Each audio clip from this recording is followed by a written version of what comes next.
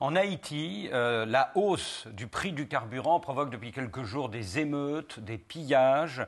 Vous venez d'appeler toutes les parties à désamorcer la crise. Est-ce qu'il faut re-subventionner le carburant pour les populations les plus démunies? Et est-ce que le plan d'urgence de quelques millions de dollars dont vous venez d'obtenir le déblocage, est-ce que ce plan est à la hauteur des enjeux? Du point de vue, je dirais, des principes, je crois qu'on devrait subventionner les familles et pas les carburants. Et ce n'est pas exactement la même chose.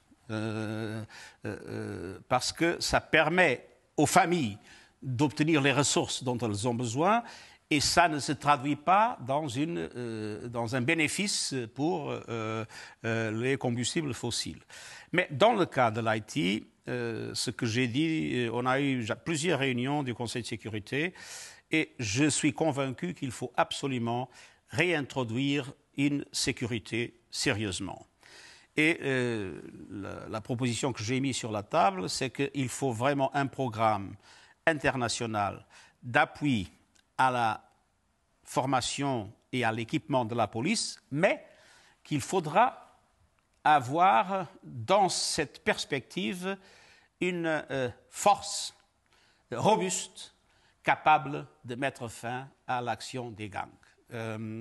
Nous connaissons tous dans les pays, nous avons au Portugal, vous avez en France, des forces de police robustes.